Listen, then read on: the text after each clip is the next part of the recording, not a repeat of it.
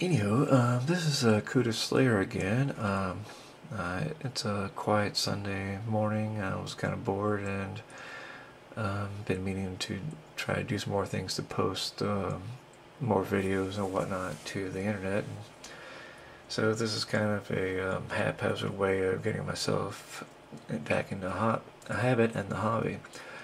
But what we'll be looking at here tonight is or should I say this morning, is kind of the majority collection of my Space Marine figures of the little army I started some time ago, and the display case that they're currently displayed in.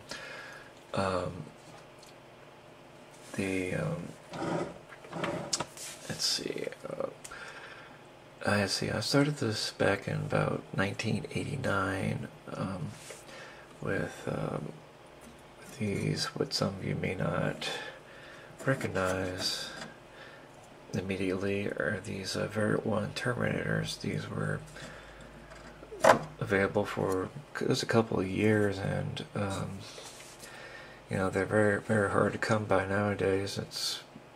It's kind of funny to think that the current Terminators that we see today start off as these guys, but I kind of fell in love with the figure some time ago and was kind of experimenting with some painting and little bit experimenting here and there, and eventually came up with this paint scheme, which later came to being this Space Marine army that you see right here.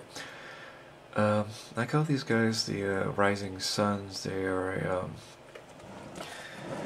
a Japanese Oriental themed army. Was something kind of somewhat comical and their execution, but overall I think even though it's a simple paint scheme, it came out rather effective, and certainly when in large mass numbers they certainly do make a bit of an impression. Unfortunately, since these figures do date back to 1989, they kind of do show some of my worse painting ability, and so they're both kind of my pride and joy, and also kind of a bit of an embarrassment in some ways. Let's see, what should we start off with today? Like I said, these are some of my favorite figures right here, the Variant 1 Terminators. They were available in 1989 for a short while, and yeah, I got a bunch of them stashed away. I've even made some resin copies to use with modern Terminator parts of something a little bit more, a little less retro, a little bit more practical. But they've always been one of my favorite figures, and I did not need those nickels. Let's see. This guy back here, you probably might have seen him in other videos that I've done. This is a Tech Marine that I did I refer to him as Grandfather Gundam. He's made out of various different Tech Marine parts, Iron Hand, Orc, and a few other bits and bobs. Still kind of rather impressed with how he came out, even though he is still a little bit of a fragile figure. But he is kind of one of my faves. Made some servitors to go with them. Basically, kind of viewed them as sort of failed Tech Marine aspirants, and they were lobotomized and became servitors. Again, I thought together they all came out rather effective. Let's see, another fave of mine is this Librarian, rather older figure. I tried painting with some glow-in-dark paint that didn't quite work out as well, but sometimes you can sort of see it. This is an idea I had. Here's another variant older Terminator made from parts from the original Space Hulk game. Made them back in '89 as well. Let's see. It is up a little bit more recent. This is another Librarian. I was experimenting with green stuff back then, and even though it does look a little amateurish, I thought it was rather good. And one of my other pieces that came with him, or I made with him, is this familiar, basically a floating Space Marine head with tentacles and a Lucky Kitty, or Lucky Cat statue.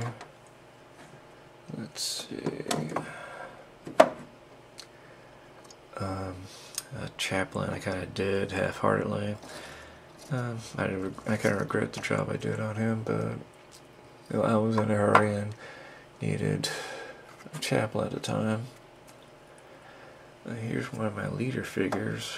It's kind of one of my first very early complex figures.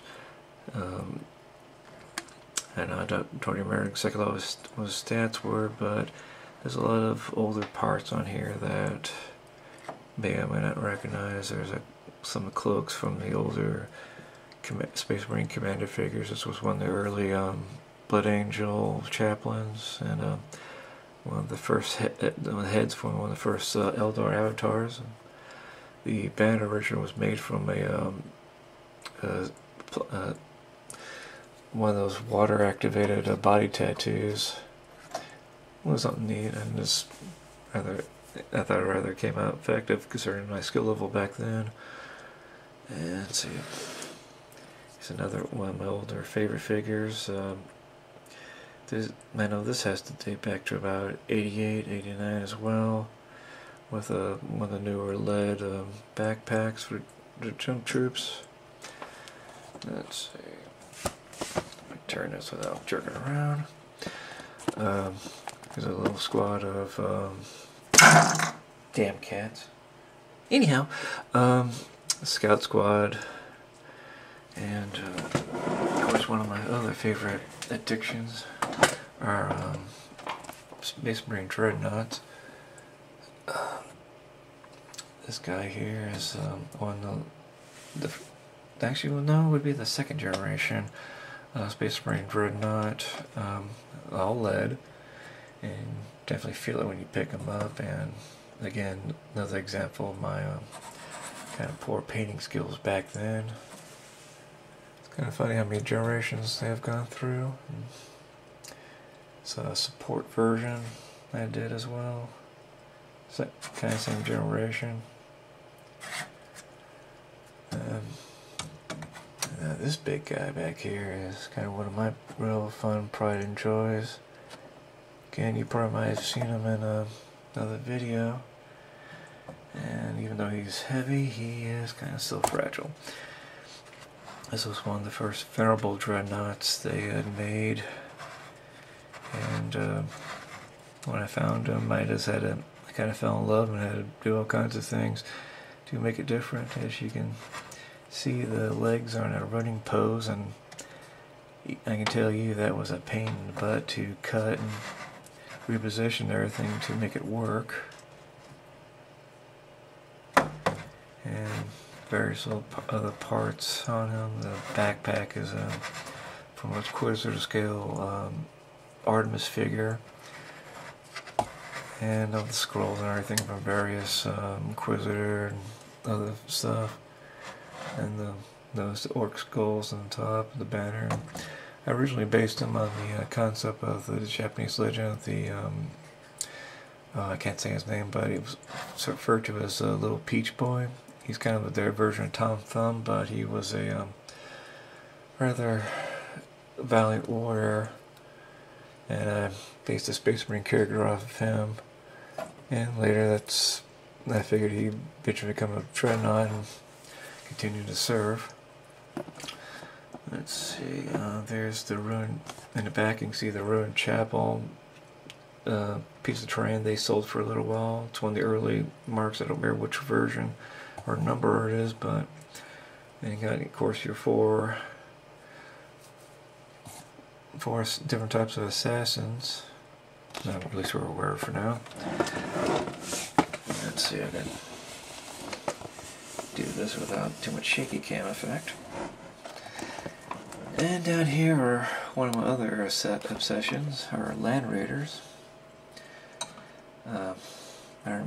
When the first generation Land Raiders were out, I used to have a bunch of those, and then when these came out, I started collecting them as well. This is kind of one of the first ones I bought, and then honestly when I put them together I didn't really know what I was doing. And but still one of my favorites. Then here's, if I can move things around. Here's a first generation version of the Crusader. It's all lead with some Forge World add-ons. Again, done when you didn't know what the hell I was doing. Still see some of the gaps in the plates.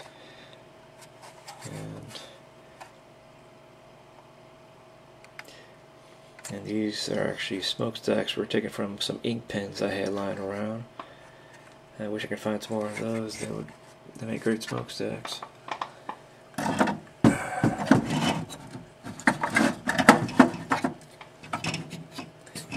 of course, get some land speeders as well for some fast attack. And sadly, I don't have much room in this case.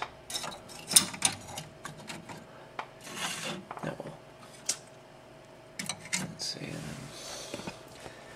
Here's a Devastator Squad I did early on, and that's, you know, they show how badly my painting skills were. And then what Entry and Apocalypse, when that came out, I did a Terminus version and added a Lucky Cat for good luck and aiming, especially considering what happens when you roll a 1 with this damn thing.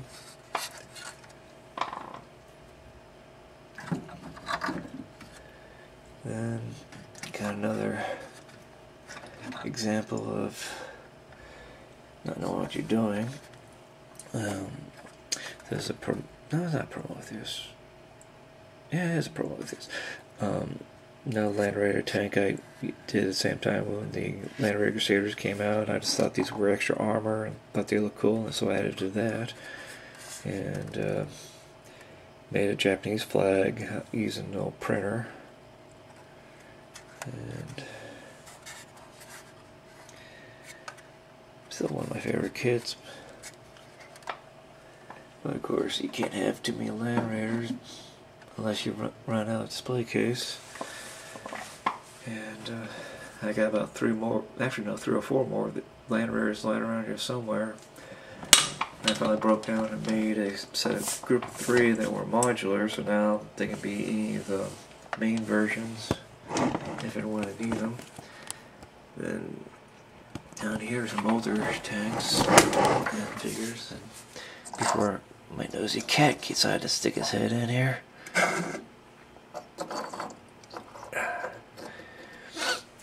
See, all these guys here, I'm kind of amused that a lot of these guys are original lead from the first version of the Mark 7 suits when they came out. Then there's some later versions mixed in.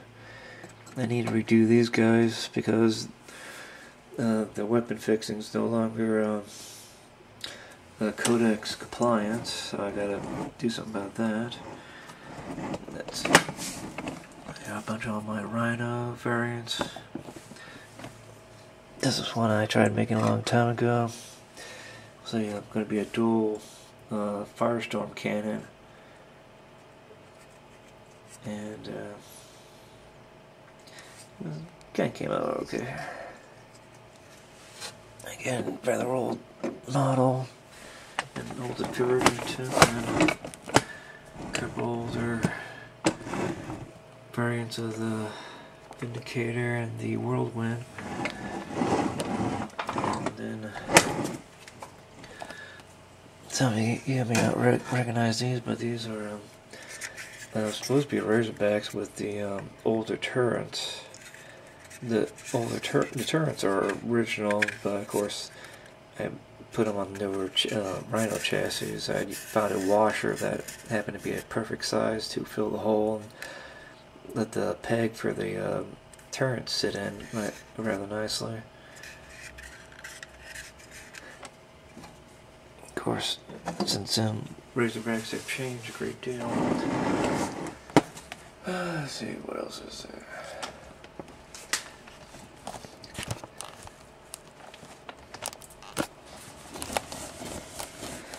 Anyhow,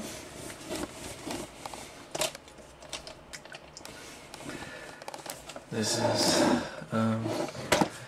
is my army. It's not the best army in the world, but hey, at least I can say I am the one that did it. A lot of history kind of wrapped up in these guys, and I hope I can continue to do make these models for a long time. It's kind of funny when you look at some of these old things and kind of relive a lot of the memories and a lot of the mistakes. More mistakes than anything else, but certainly a lot of memories. But hopefully this will make you feel better about your painting skills, or at least give you something to think about when it comes to your own army. And hopefully I'll have some more stuff to put up sometime soon. Anyway, this is Kuda Slayer signing off.